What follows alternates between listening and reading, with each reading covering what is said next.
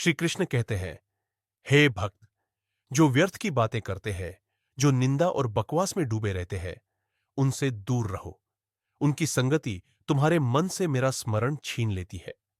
जो मेरी चर्चा छोड़कर दूसरों की बुराई सुनता है, वह स्वयं अपने पतन का कारण बनता है। तुम्हारा कार्य केवल मेरा नाम लेना और मेरी सेवा में लगे रहना है।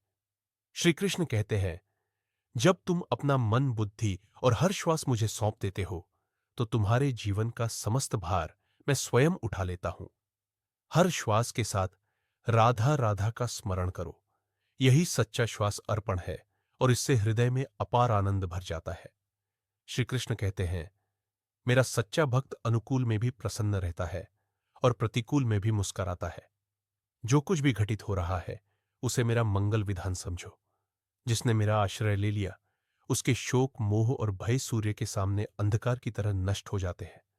श्री कृष्ण कहते हैं, मैं अपने भक्त की रक्षा स्वयं करता हूं। जैसे कछुआ दूर से भी अपने अंडों का ध्यान रखता है, वैसे ही मैं अपने शरणागत की चिंता करता हूं। नरसिंह मेहता हों या कबीर, जब संसार ने उन्हें सताया, मैं स्वयं उनकी लाज बचाने आया। श्री कृष्ण कहते हैं, मुझे तुम्हारे पुराने पापों से कोई लेना देना नहीं। मैं केवल यह देखता हूं कि आज तुम मुझे याद कर रहे हो या नहीं।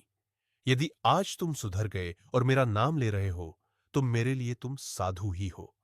मेरा नाम लेते ही जन्मों के पाप ऐसे मिट जाते हैं जैसे सूर्योदय से अमावस्या का अंधकार। श्री कृष्ण कहते हैं, मुझसे धन, वैभव या सुख मत मांगो। मुझसे केवल अखंड स्मृति मांगो, निरंतर मेरी याद। यदि तुमने भजन मांग लिया, तो संसार के सुख ब्याज की तरह स्वयं तुम्हारे चरणों में आ गिरेंगे।